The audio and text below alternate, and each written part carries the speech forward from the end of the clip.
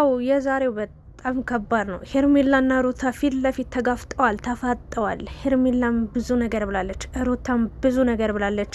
እውነተኛው ሰው ማን ነው? ሩታ ወይስ ሄርሜላ? ሄርሜላ ሩታን ከልክ እስከ ልክ ጥግ ድረስ ሁሉንም ነገር ነግራታለች። እባብ ነሽ እኔ አለች እንደ ሴት አዝኜልሽ አክብሬሽ በሀሳብ አንድ ሆነን ነበር። ከካሜራ ጀርባም እያባበልኩሽ ነበር። ያን ሁሉ የአዞንባ ስታነብ የነበረው የውሸትሽን ነው ማለት ነው። እባብነሽ፣ እስስትነሽ። አንቺ ህይወት መቼም ቢሆን ሊቀናሽ አይችልም። አብርሽ እውነቱን ነው ለካ ጥሎሽ እየሄደው በቃ በዚህ ክፋትሽ፣ በዚህ ተንኮልሽ፣ በዚህ ሴራሽ ነው በማለት እንግዲህ አፋጣታለች። ሩታም እኔ አራስ ሁኜ ልጅ ይዤ እያየሽ ነፍሰ ጥሩ ሁኜ ባሌን ይዘሽ እንዲህ ስትሽከረከሪ ነበር። ስለዚህ እንዴት ነው ይቅርታ ላረግልሽ የምችለው ብላ እንግዲህ ዋጋዋን እንደሰጠቻት አብርሽ ለትንሽ ጊዜ አንቺ ጋር ቆይቶ ጥሎሽ ሄዷል። እኔን ግን ሊረሳኝ ከህይወቴ ሊያስወጣኝ አልቻለም። አብሮኝ ያለው የሆነ ነገር እያሳየኝ ነው። መቼም ልተወውም ሊተወኝም አይችልም በማለት ለሄርሜላ ምላሽ ሰጣታለች። ሄርሜላም በጣም እሳት ለብሳ እሳት ጎርሳ ነው የመጣችው። አብርሽ በዚህ ክፋትሽ፣ በዚህ ተንኮልሽ፣ በዚህ ሴራሽ አንቺ ጋር መጥቶ ከቀጠለ አንቺ ጋር አብሮ መሆን ከቻለ እኔ እቀጣለሁ። ታያለሽ፣ ተንኮለኛ ይወድቃል፣ የዋህ ንጹህ ልብ ያለው ደግሞ ከፍ ይላል፣ ወድቆ አይወድቅም በማለት እንግዲህ ከፍተኛ ማስፈራሪያና ከፍተኛ የሚባል ንግግር አድርጋለች። ሩታም ከሚገባው በላይ ልክ ልኳን ነግራት ሄዳለች። ታዲያ እዚህ መሀል ሄርሜላ ወይስ ሩታ ትክክል? ያው ሁሉም ትክክል ናቸው ማለት አይቻልም። የሄርሜላም ደካማ ጎን አለ፣ የሩታም እንደዛው። ብቻ እስኪ አሁን ማን ነው ትክክል? አብርሽስ ማንን ሊመርጥ ይችላል ብላችሁ ታስባላችሁ? በእርግጥ እኔ እዚህ ውስጥ አብርሽ ጋም ሩታም ሄርሜላ ጋም ፍቅር አለ ብዬ አላምንም። እውነት ለመናገር ግን እመኑኝ ሄርሜላን ከዚህ በፊት አይተናት የማናቃት ሄርሜላ ከዚህ በኋላ ትፈጠራለች። ሩታ በደንብ ነው የተጫወተችባት። ታዲያ ማን ነው ትክክሉ? ሩታ በአራስ ቤት እያለች ባሏ ከሄርሜላ ጋር ወደዚህ ወደዛ ሲል ሙድ ሲይዙባት፣ ሲቀልዱባት፣ ሲያሾፉባት ነበር። ግን አንድ እውነት ልንገራችሁ፣ ሄርሜላ ይህን ያህል ጨካኝም አረመኔም ሴት እንዳልሆነች አውቃለሁ። በሰዓቱ በጣም የሚያስጠሉ ነገሮችን አድርጋለች፣ ግን እየራራችላት ነበረ ለሩታ ማለቴ። መጨረሻ ላይ ከሷ ጋር መሆን የሚፈልግ ከሆነ እሷም እሱን የምትመርጥ ከሆነ ሩታን ጠይቃት ነበር። አልፈልገም ውሰጁ ብላታለች። ከዛ በኋላ ነው እንግዲህ ሩታን ለማብሸቅ ለማናደድ የሞከሩት። እኔ እንደውም ሄርሜላ በዛ ልክ መተው ነበረባት ብዬ አምናለሁ። በዛ ሰዓት በዛ ወቅት በቃ ይሄ ያላለቀ ህይወት ነው ብላ ለሩታ ማዝናም ራርታም ሁሉን ነገር ማቆም እዛ ጋር ከት ማድረግ ነበረባት። ግን አብረው ብትቀጥልም እኔ ሩታን አስከፍታታለች ብዬ አላምንም።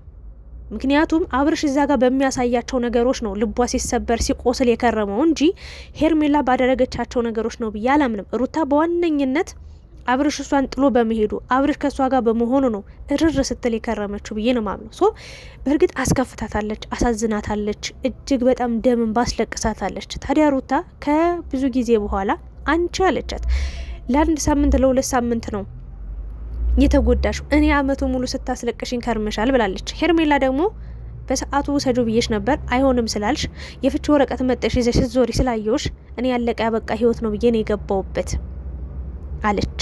ስለዚህ ማን ነው ትክክል ለሚለው እውነታውን እንግዲህ ፈጣሪ ነው የሚያውቀው። ግን የኔን ሀሳብ ልንገራችሁ፣ ሄርሜላም ሩታም ትክክል ናቸው ብዬ አምናለሁ። ግን ደግሞ ሩታ በጣም መጥፎ የሚባል ነገር፣ ከባድ የሚባል ነገር አድርጋለች። አንድ የማረሰው ሩታ ይገባታል ለሄርሜላ እያላችሁ ነበረ። ጠዋት በሰራሁት ቪዲዮ ጉድ ሰሯት፣ ፍቅርና ሩታ ተስማምተው ሄርሜላን ጉድ አረጓት ብዬ በሰራሁት ቪዲዮ ይገባታል፣ ከዚህም በላይ ማዘን፣ መጨነቅ፣ ዋጋ መክፈል አለባት ብላችሁ ስትፈርዱባት ነበር። እኔ ማንም ላይ ልፈርድ አልችልም። ሁለቱም ትክክል ናቸው ያልኩበት ምክንያት ምን መሰላችሁ? ሄርሜላ አብርሽን ማጣት ስለማትፈልግ አብርሽ እዛ ጋር የሚያሳያት ነገር ስለነበረ ሩታ ጋር በጭራሽ መመለስ እንደማይፈልግ ደጋግሞ ስለሚነግራት አብራው ቀጥላለች፣ አብራው ሆናለች በሰዓቱ። ያ ነገር ግን ሩታን በሰዓቱ ሲያናደዳ ሲያበሳጫትም ነበረ። ሩታም ትክክል የሆነችው ይሄን ነገር ማድረጓ ትክክል ነው ብዬ ያሰብኩት፣ ተናዳለች፣ ተበሳጭታለች፣ በሰዓቱ ብዙ ዋጋ ከፍላለች። ግን ሩታም ከባድ ጥፋት እንዳጠፋች ልነግራችሁ ወዳለሁ። ለምን እች ልጅ ከአመት በኋላ ቂም በቀል በውስጧ ቂም ይዛ በውስጧ የሆነ ተንኮል አስባ ማለት የእውነቴን ነው ፊት ለፊት ተናግራ እንኳን በዚህ ልክ ሲጀመር አብርሽ ይኸው በታሪክ ይኸው እንደው የእውነቴን ነው የምላችሁ አብርሽ በታሪክ ሩታን ሊመርጣት አይችልም። አሁን የተረዳሁት ነገር ታያላችሁ። ሄርሜላም ከባድ እልህ ውስጥ ከተዋታል። የምሬን ነው። አንዳንዴ ሰውን እንደዚህ ተንኮል አንዳንዴ በጣም ከባድ ነው።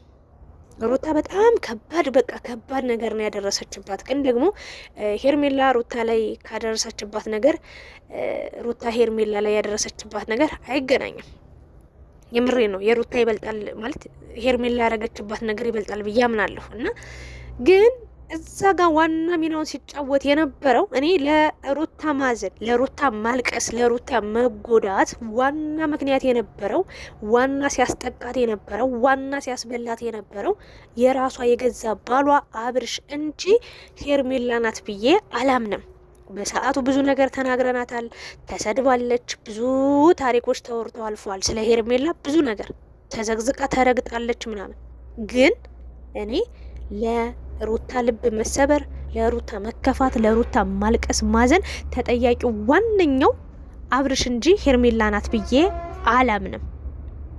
ግን የሆነ ርህራሄ እንኳን በመሀል ስታሳያት ነበረ ሩታ ከሌላ ሰው ጋር ተመሳጥራ የምሬን ነው ይህን ነገር ከምታደርግ በጸባይ የእውነቴን ነው። እኔ ሄርሜላ እግዚአብሔር ምስክሬን ነው የምላችሁ አሁን ላይ ምንም ተንኮልም ክፋትም እንደማታውቅ ነው። ግን እመኑኝ ከዚህ በኋላ እግዚአብሔርን ብዬ ነው የምነግራችሁ በጣም ተንኮለኛ እንደ ሄርሜላ ተንኮለኛ አረመኔ የሚሆን ሰው አይኖርም።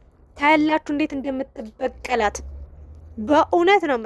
ሩታን አንዳንዴ ዝም ያለ ሰው ሞኝ ይመስላል። ታያላችሁ እንዴት እንደምትበቀላት ሩታን ማለት ነው። እና በታረቁ ጊዜ የምሬን ነው የውሸት ሳቋን፣ የውሸት ፈገግቷን፣ የውሸት ደስታዋን እያሳየች የምሬን ነው ጀርባዋን ከምትወጋት ያልተመቻት ነገር ስላለ አስቀይመሽኛል፣ ፊት ለፊት አስከፍተሽኛል፣ አዝኜብሻለሁ። መድኃኔዓለምን ሄርሜላ ትሄድ ነበር። እውነቱን ንገሪኝ ካላችሁ ማለት ነው ትሄድ ነበር። ሁሉን ነገር ትተው ነበር። ለመተውም ተስማምታ ፈቃደኛ ነበረች። በቃ ተይልኝ፣ በቃ ይሄን ነገር ችግሬ ልጋፈጥ፣ አንቺ ካጠገቡ ካልደረሽ እኔ አብርሽን ወደ እኔ መመለስ አያቅተኝም፣ አይከብደኝም፣ እባክሽን በቃ ለአንዴና ቡዜ ስታስታርቃቸው ለአንዴና ለመጨረሻ ጊዜ እባክሽ ከህይወቱ ውጪ ብላ ብትነግራት ኑሮ የእውነት የምትራራበት ነገር ይኖራል ብዬ አስባለሁ። በዛ ሰዓት በዛ ወቅት ግን ደስተኛ እንደሆነች በቃ ሊተጋገዙ ከዛ ደግሞ ከካሜራ ጀርባ ራሱ እያለቀሰች ሄርሜላ በጣም በጣም በቃ እያዘነችላት ነበረ። ነገር ግን ሩታ ሌላ ነገር ነው ስታስብ ስታቀድባት የነበረው ከጀርባ በአጭሩ ወግታታለች። እና ይሄ ነገር በጣም በቃ ስሜታዊ አድርጓታል። ታውቃላችሁ አምናት ነበረ። ግን ሩታም የራሷ እውነት አላት፣ ሄርሜላም የራሷ እውነት አላት። ግን የሩታ ችግሩ ምን መሰላችሁ? በጣም ቂም ትይዛለች። በስመ አብ ወልድ የይቅርታ ልብ ራሱ ያላት አይመስለኝም። ጭራሽ ማለት ነው ምንም የይቅርታ ልብ የላትም። በእርግጥ እንዴት ሆኖ ያ ሁሉ ችግር ያ ሁሉ መከራ ሳለፍ ግን ለአብርሽ እንኳን ምንም አይነት ቂም ሳይኖርብሽ ሄርሜላ ላይ ይሄ ሁሉ ጊዜ ይሄ ሁሉ ቂም ይዘሽ መኖርሽ ትክክል ነው፣ አግባብ ነው ብዬ አላምንም። ፍቅር ደግሞ በጣም አጉል ጻድቅ እየተጫወትሽ ነው። ምክንያቱም እዚህ ጋር ሄርሜላም ተጎጀነች ብዬ ስለማምን ማለት ነው። ለሄርሜላም አልጠቀመም ለሩታም። ግን ይሄን ነገር በማድረጋችሁ ሩታም ፍቅርን ብትሆኑ ከባድ ዋጋ ልትከፍሉ እንደምትችሉ 100% ልነግራችሁ እወዳለሁ። አብርሽ ታያላችሁ ወደ ሄርሜላ ካልተመለሰ ምን አለች በሉኝ። ሩታ ልብሽ ንጹህ ይሁን፣ ከቂም ከጥላቻ ከበቀል እራቂ። በቃ ባጭሩ ይሄንን ነው ምለው። ወደ አንቺ እንደሚመለስ ግልጽ ነው። ግን ደግሞ ይመለሳል ብለሽ በተስፋ እባብነሽ ነው የሚልሽ። በነገራችን ላይ አብርሽ ራሱ አሁን ላይ ምንም አይነት እምነት የለውም 100% በሩታ በቃ የእውነቴን ነው ምላችሁ። ተንኮልነቷ ነው እንጂ የሚታየው ምን ታደርግ ግን እቺ ልጅ ተንኮለኛ የሆነችው ወይ የሆነ እንደዚህ በቀልን እያሰበች ያለችው መሯት ነው። ትዳሬን ህይወቴን ቢመልስ ብላ ነው። ግን እኔ ለሩታ መምከር የምፈልገው ነገር አብርሽ ወደ አንቺ እንደሚመለስ ተስፋ አደርጋለሁ። እስካሁን በጣም 100% ተስፋ ነበረኝ። አሁን ላይ ግን 80% ደርሷል ተስፋዬ። ለምን በዚህ ጥላቻነት በዚህ በቀልነት የምትቀጥይ ከሆነ በእውነት ነው የምልሽ ሁሉን ነገር ለፈጣሪ እየሰጠሽ አሜን ብለሽ በየዋህነት በመልካምነት ሰው በቃ ካልመለስሽው አብርሽን በተአምር በዙሪያሽ ያሉትን ሰዎች እየተበቀልሽ በዙሪያ ጥምጥም እየመጣሽ እያሳዘንሽ እንዴ ሄርሜላ እኮ ሞኝ እኮ ናት። እግዚአብሔርን የዋህ እኮ ናት። ቁጭ አድርገሽ እባክሽ ሄርሜላ እኔ አንዴ ላወራሽ ፈልጋ እባክሽ ተይው በቃ ህይወታችን ውጪ። ታውቂ የለ እኔ ሴት ልጅ ነኝ። አንቺ ይሄ ሁሉ ዋጋ የከፈለ በእኔ ቦታ ሆነሽ አስቢና ይሄ ሁሉ ዋጋ ከፍለሽ ለትዳርሽ፣ ለፍቅርሽ፣ ለኑሮሽ፣ ለህይወትሽ ለአንድ ሰው ስትሽ ነገር ጥለሽ መጠሽ ያ ሰው ሌላ ሰው ለአንድ ሰው ሲል ጥሎሽ ቢሄድ ምን ይሰማሻል? ስለዚህ አንቺ ብዙ አልተጓዝሽም፣ ብዙ አትጎጅም፣ ብዙ ርቀቶችን አልሄድሽም፣ ብዙ ዋጋ አልከፈልሽም። እባክሽን በቃ ከአብርሽ ጋር ያለውን ነገር አቆሚ። በቃ እኔ እንደፈለኩ አድርጌ ልመልሰው። በቃ እዛ ጋ ለአንቺ አንቺ የምታሳየው ነገር ስላለ ነው ጠቅልሎ አንቺን ትቶ እኔ ጋር ሊመጣ ያልቻለው። እባክሽ እኔ ጋር ደግሞ የሚያሳየኝ ነገር አለ ብላ ሄርሜላን መድኃኒዓለምን ብትነግራት ብትመክራት ሄርሜላ ትተው ነበረ። ግን ሩታ ምንድነው የፈለገች? በዙሪያ ጥምጥም መበቀል ነው የፈለገች። አሁን እረግታለች። ግን ችግሩ የተሸወደችው ምን ላይ መሰላችሁ? አብርሽ ከዚህ በኋላ በተአምር የሩታን አመኔታ፣ የሩታን ፍቅር፣ የሩታን ልብ ሊያገኝ አይችልም። የባሰ ልቡ እንዲጨክንባት እንዲደነድን የባሰ በቃ ምን ተንኮሏ እንጂ እየታየው የሚሄደው ምንም አይነት ፍቅር እንደማይታየው 100% ልነግራችሁ እወዳለሁ። ሄርሜላም ተናግራለች። ታያለሽ አለች። በዚህ ክፋትሽ፣ በዚህ ተንኮልሽ፣ በዚህ የሰስትነትሽ፣ በዚህ እባብነትሽ አለች አብርሽ አንቺን መርጦ ከመጣ እናያለን ያለቻት። በቃ እናያለን፣ እስኪ እናያለን ያለች እና ሩታ ደግሞ እንግዲህ እንደምትመልሰው እርግጠኛ እየሆነች ነው። ግን ደግሞ ሩታ አንዳንዴም ቆም ብሎ ማሰብ ጥሩ ነው። ከዚህ በኋላ እንግዲህ ሄርሜላኔ በከባዱ የምትመጣባት ይመስለኛል። ፍቅር ያው እንግዲህ ከዚህ በኋላ ትቆያለች ብዬ አላምንም። ወደ ራሷ ህይወት ትመለስ። እኔ ዋናው ነገር ሄርሜላ ሩታ ተያይዘዋል፣ ይዋጣላችሁ። ፍቅርዬ ግን ከዚህ ውስጥ መውጣት አለባት ብዬ አስባለሁ። ምንም ሽምግልና መሆንም አይጠበቅብሽም። አንቺም ተሰብረሽ ተጎድተሽ ነው ከዚህ ህይወት የወጣሽው። ዳግመኛ ምንም ሄርሜላም ሴት ነች፣ ካዘነች ለሁለታቸው ዘኝ። ከዛ ውጪ ሳይድ ይዘሽ አንዴ ለሩታ አንዴ ለማን ማለት የለብሽም በጭራሽ ማለት። በቃ ሩታ ሄርሜላ ይዋጣላቸው። እስኪ ማን እንደሚያሸንፍ እናያለን አብረን ሁላችን።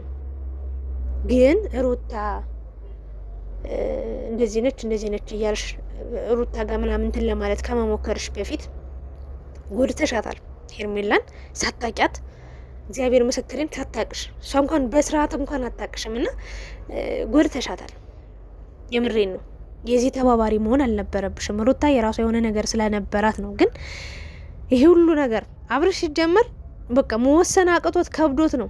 የሆነ መለያ ነጥብ ይዞ መጣ። ግን ማናቸውም ሊሸነፉ አልቻሉም። ሁለታቸውም እውነት አለኝ ብለው አስረዱ።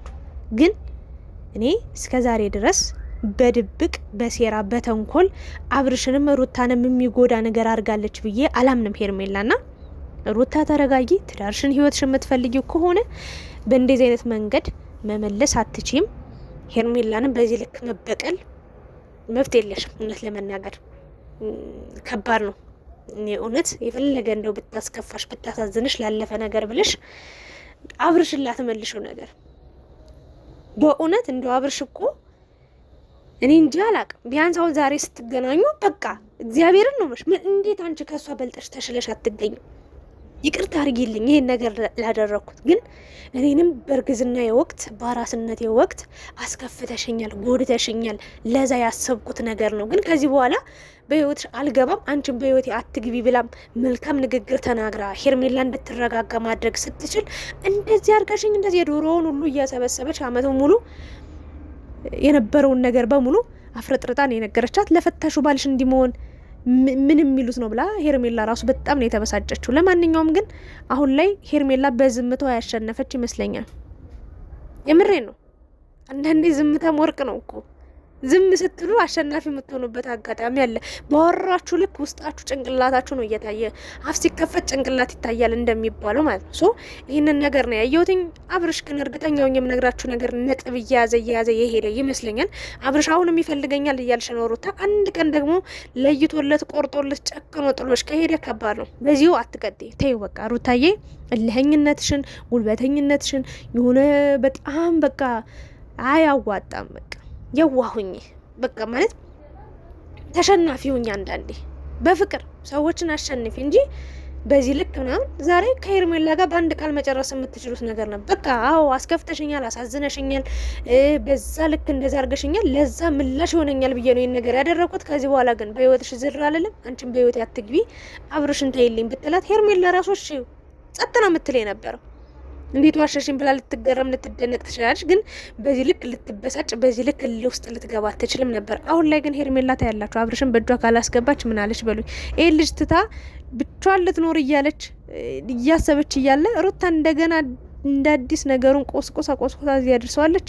ግን የምትጎዳው እሷ ነች ብዬ ነው የማስበው። ለማንኛውም የዛሬው ቪዲዮ ይህንን ይመስል ነበር። እስኪ እናንተ ትክክለኛ ሀሳብ ስጡበት። ሩታ ወይስ ሄርሜላ? ጥፋተኛው ማን ነው እዚህ ውስጥ? አብርሽስ ከዚህ በኋላ በምን አይነት መንገድ የሚቀጥል ይመስላችኋል? ከማን ጋርስ የሚሆን ይመስላችኋል? ሄርሜላስ ከዚህ በኋላ ለሩታ ምን አይነት ወጥመድ የምታዘጋጅላት ምን አይነት በቀል የምታዘጋጅላት ይመስላችኋል? ነው ወይንስ አይ ችግር የለውም ብላ አርፋ የምትቀመጥ ይመስላችኋል? ሩታስ ምን አይነት ምላሽ ልትሰጣት ትችላለች? ሀሳባችሁን ያስቀምጡ። ላይክ፣ ሼር፣ ሰብስክራይብ እያደረጋችሁ ኮሜንት ላይ ሀሳባችሁን ጽፋችሁ ውጡ። አመሰግናለሁ።